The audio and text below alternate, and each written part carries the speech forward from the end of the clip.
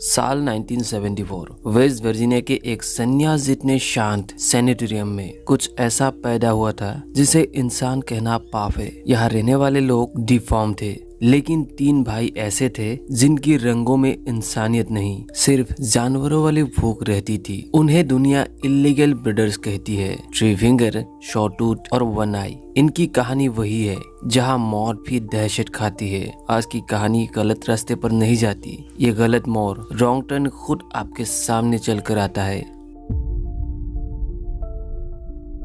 Film की शुरुआत 1974 में वेस्ट वर्जीनिया के एक सैनिटोरियम से होती है, एक ऐसी जगह जहां डिफॉर्मिटीज वाले लोग रखे जाते थे। डॉक्टर ब्रेंडन डॉक्टर एन को यहाँ के मरीजों के बारे में बताते हैं। इसी दौरान एक पेशेंट अचानक डॉक्टर एन का हेयर पिन खींच लेता है। डॉक्टर उसे पकड़ लेते हैं और डॉक्टर ब्रेंडन डॉक्टर एन को इल्लीगल ब्रीडर्स के लॉकअप तक लेकर जाते हैं। तीनों भाइयों के नाम थ्री फिंगर, शॉटूथ और वन आई है। मिसेस हिलिकर नाम की एक औरत ने इन्हें जंगल में पाया था और जैसे ही उनका जन्म हुआ उन्होंने अपने ही माता पिता को खा लिया। उनके क्रुएल्टी के उदाहरण, थ्री फिंगर ने अपनी 2 उंगलियां खाकर खुद को दर्द रहित बना दिया। वन आई ने अपने एक आंख निकल कर खा ली। शॉटूथ दीवार पर अपने दांत रगड़ते रहते हैं और कई मरीजों को काट कर खा चुका है। डॉक्टर ब्रेंडन बताते हैं कि इन भाइयों को पेन फील नहीं होता। जिस पेशेंट ने डॉक्टर एन की पिन चुराई थी वही लॉक खोलने की कोशिश करते हैं, लेकिन लॉक खोलता है थ्री फिंगर, क्योंकि वो सबसे क्लेवर है। वे गार्ड को मार देते हैं, कंट्रोल रूम पहुंचकर सभी सेल्स को खोल देते हैं और पूरा सैनिटोरियम एक मेंटल असलम में बदल जाता है।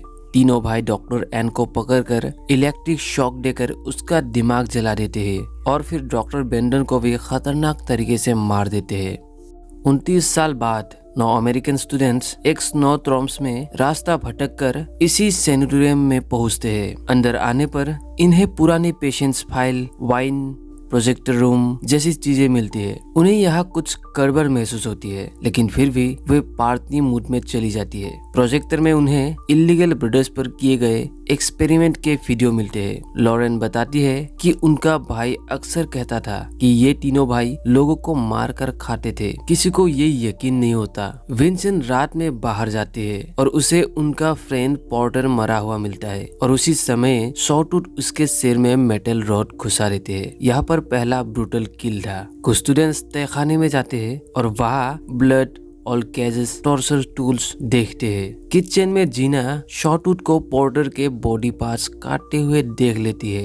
अब तीनों भाइयों ने उनके फ्रेंड कैली को बैल्कनी से वायर पकड़ लिया है और जैसे ही कैली ने बचाने की कोशिश की, उसका सिर उसके शरीर से अलग होकर नीचे गिर जाते हैं। स्टॉर्म के कारण उन्हें बाहर निकलने का रास्ता नहीं मिलता। डैनियल को शॉटूथ पकड़ लेता है और किचन में उसे टॉर्चर करता है। बाकी सब उसकी चीखें सुनकर डर जाती है। जब वे वापस आते हैं, डैनियल पूरी तरह मरा हुआ था।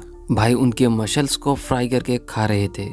अब किसी तरह स्टूडेंट्स तीनों भाइयों को एक सेल में बंद कर देते हैं, लेकिन सेल में वही हेयर पिन पड़ी होती है और थ्री फिंगर फिर से लॉक खोल लेती है। अब तीनों भाई बाहर निकलते हैं और कैली को पकड़कर उसकी जीभ काट देती है। स्टूडेंट्स गलती से उसी को थ्री फिंगर समझकर मार देते हैं। सब भागते हैं। जैकेट वाले रूम में अपना सामान पाते हैं। विंडो सेल्ड होती है, लेकिन एक ब्रोकन विंडो पर भारी स्नो जमी थी। सारा बर्फ हटाकर बाहर निकल जाती है, लेकिन जीना वही फंस जाती है। शॉटूथ उसे ड्रिल मार देता है। स्नोबोमेंट्स पर तीनों भाई उनका पीछा करते हैं। लॉरेन एक्सट्रीम कोल्ड में सड़क के पास ही मर जाती है। उसे रोड दिखाई ही नहीं दी थी। ब्रिगेड भी घायल हो जाती है। सारा और केनिया भागने की कोशिश करते हैं, लेकिन रोड पर लगे बार्बेड वायर वे नहीं देख पाती। उनसे हेड्स उनके बॉडी से अलग होकर उड़ जाती है। फिर थ्री फिंगर आते हैं, दोनों के हेड्स उठाकर साथ ले जाते हैं और मूवी यहीं पर खत्म हो जाती है।